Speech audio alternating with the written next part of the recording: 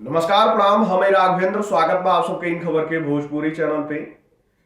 भैया, मध्य प्रदेश में नया चेहरा मिलल मुख्यमंत्री के रूप में और नाम बाटे मोहन यादव।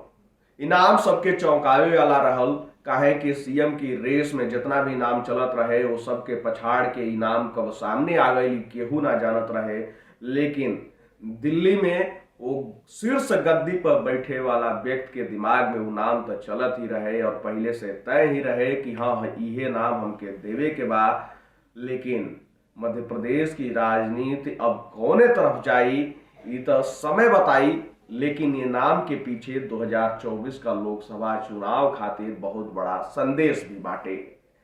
काहे कि भैया, जौना तरीका से ओबीसी समाज से, खासकर यादव समाज से मुख्यमंत्री का चेहरा सामने आयल बा, एकरे बाद राजनीतिक गलियारा में बात का चर्चा जोर शोर से बाटे कि भैया आवे वाला लोकसभा चुनाव में उत्तर प्रदेश का राजनीति होके या फिर बिहार का, ये दोनों जगह पे खासा प्रभाव पड़ी।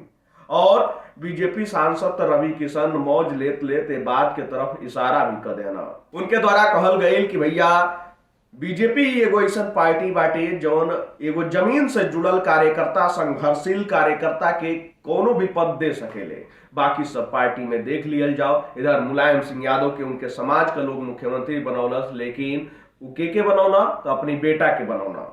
बिहार के बात कल जाओ तो लालू प्रसाद यादव के उनके समाज के लोग मुख्यमंत्री बनौलस, लेकिन जब बारी आयल उनका तो वो अपने बेटा तेजस्वी यादव के बनौना डिप्टी सीएम।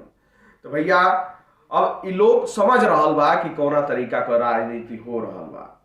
बहुत शुभकामनाएं समस्त मध्य प्रदेश के उन समाजों को जो समाजों को अभी तक वंचित रखा गया था। यशस्वी प्रधानमंत्री मोदी जी को धन्यवाद दूंगा और ये बहुत बड़ा संदेश है जिसको लोग नहीं समझ पा रहे हैं। देखिए, लालू यादव जी को समाज ने बनाया मुख्यमंत्री, उन्होंने किसको बनाया? अपने बेटे तेजस्वी यादव को।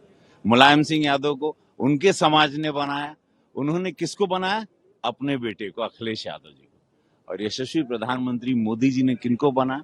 समाज से चुने हुए एक व्यक्ति को बनाया। इनका नाम मोहन यादव। 1984 से वो भारतीय जनता पार्टी की सेवा में थे, कार्यकर्ता, एक गरीबी से उठे हुए व्यक्ति। ये नाम किसी ने नहीं सोचा था, ये नाम आज चर्चा का विषय बन गया। मोहन यादव, मोहन यादव। अब सब लोग इतिहास को, यादव समाज में एक इतना बड़ा संदेश आ गया है कि पूरा यादव समाज आज अपने आप को गर्व महसूस कर रहा है कि अखिलेश यादव को बनाए उनके पिता मुलायम सिंह यादव, लालू यादव जो उनको समाज ने उन्होंने बनाया, मौका मिला तेजस्वी यादव को। मोदी जी ने बनाया मोहन यादव जी को, जिनको लोग नहीं, आप भी नहीं जानते थे। सब लोग गूगल करके अब उनको इतिहास खोल रहे हैं। ये है मोदी जी, ये है भारतीय जनता पार्टी। बहुत बड़ा संदेशा दिया मोदी जी, आपको दिल से आभार। खैर, अब तो ये देखे के होई कि आवे वाला चुनाव में यादव फैक्टर का, काहे कि ऐसा मानल जाला कि ओबीसी समाज में, खासकर यादव समाज के जो वोट बैंक बा वो विशेष क्षेत्रीवार पार्टी के तरफ झुकाव ज्यादा बा। बीजेपी का वो लोग वोटर, कोर वोटर ना है, ऐसा कहल जाला।